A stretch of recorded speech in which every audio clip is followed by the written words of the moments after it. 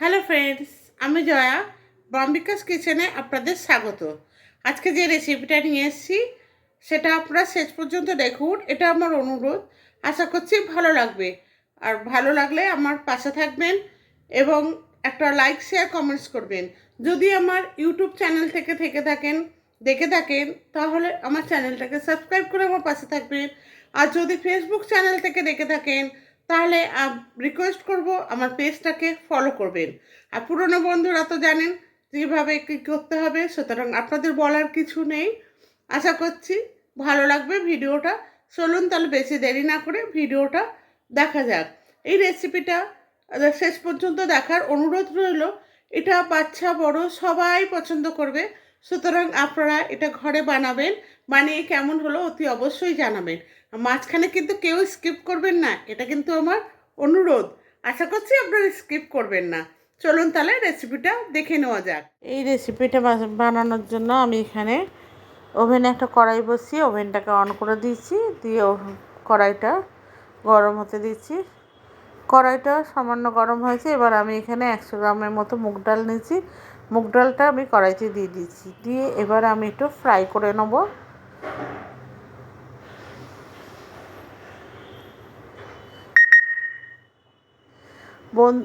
কেউ যদি আমার চ্যানেলে নতুন বন্ধু থেকে থাকেন তাদেরকে অনুরোধ করব আমার চ্যানেলটাকে সাবস্ক্রাইব করার জন্য এবং পাশে থাকা বেল আইকনটা অতি অবশ্যই প্রেস করবেন, কারণ আমি যখন কোনো ভিডিও আপলোড করব সবার প্রথম আপনাদের কাছে পৌঁছায়।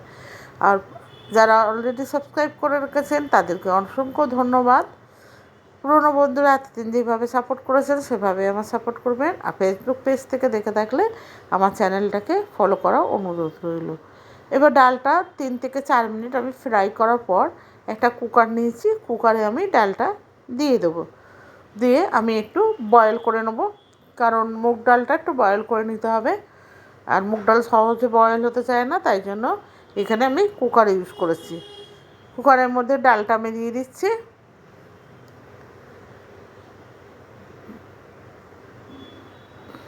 দিয়ে এবার আমি এখানে জল দিয়ে দিলাম সেদ্ধ হওয়ার জন্য। পরিমাণ মতো জল দিয়ে দিচ্ছি। জল দেওয়া হয়ে গেছে। এবার আমি এখানে দিয়ে দেবো সামান্য নুন। মানে আমি আর পরে নুন অ্যাড করব না, আমি এখনই নুনটা দিয়ে দিচ্ছি। আপনারা আপনাদের মতো স্বাদ অনুযায়ী নুনটা দিয়ে নেবেন। আর দিয়ে দেবো অল্প সামান্য একটু তেল।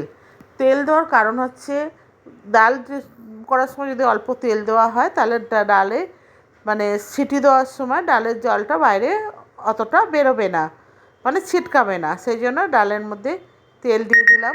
দিয়ে আমি এবার কুকারের ঢাকনাটা দিয়ে দিচ্ছি, মানে কুকারটাকে বন্ধ করে দিচ্ছি। দিয়ে আমি এখানে 3 থেকে 4টে সিটি দেবো। 4টে সিটির পর আমার ডাল দেখুন ঠিক এরমভাবে সেদ্ধ হয়েছে। আপনারা চাইলে আপনাদের মতো করে সিদ্ধ করে নেবেন, আমি এইভাবে সিদ্ধ করেছি। এবার আমি একটা ডালের কাঁটা নিয়ে ডালটাকে ভালো করে ঘেঁটে নেব।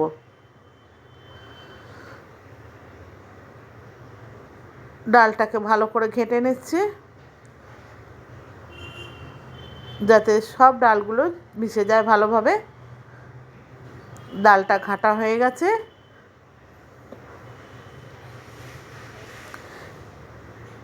এবার আমি এখানে দিয়ে দিচ্ছি একটু হলুদ, মানে হাফ চামচের মতো হলুদ দিয়েছি। দিয়ে আমি আর হলুদ ইউজ করব না, এখানে ইউজ করে নিচ্ছি। দিয়ে এবার ভালো করে আমি ডালটাকে ঘেঁটে দেবো। হলুদটা মেশানো হয়ে গেছে ডালের সাথে। এবার আমি ডালের কাঁটাটা তুলে নেব। দেখুন ঠিক এইভাবে ডালটা হয়েছে। এটা হচ্ছে নিরামিষ মুগ ডাল। বন্ধুরা আপনারা নিরামিষ দিনে এইভাবে মুগ ডাল বানিয়ে দেখবেন, ভীষণ টেস্টি হয় খেতে। এবার আমি কড়াইটা আবার বসিয়ে দিয়েছি। দিয়ে এবার এখানে 2 থেকে 3 চামচের মতো সর্ষের তেল ইউজ করেছি।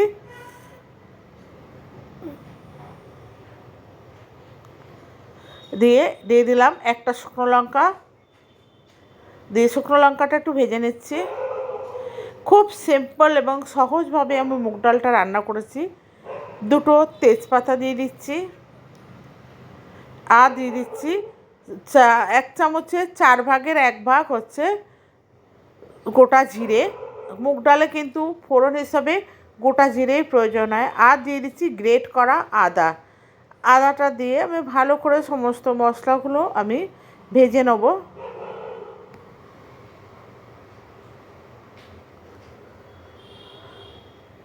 আদাটার গন্ধ যাতে চলে যায় সেই হিসাবে আমি ভেজে নিচ্ছি। ভাজা হয়ে গেছে। এবার আমি এখানে যে ডালটা আমি কাটা দিয়ে রেখেছিলাম সে ডালটা আমি এখানে ঢেলে দেবো। একদম 5 মিনিটের মধ্যে ডাল তৈরি। দেখুন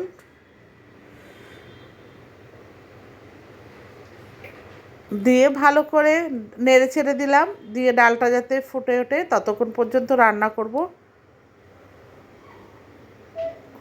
ডালটার মধ্যে আমি 3-4টে কাঁচা লঙ্কা দিয়ে দিলাম, দিয়ে ডালটা ফুটে গেছে। এবার আমি একটা পাত্রে ঢেলে নিয়েছি। দেখুন কত সুন্দর হয়েছে।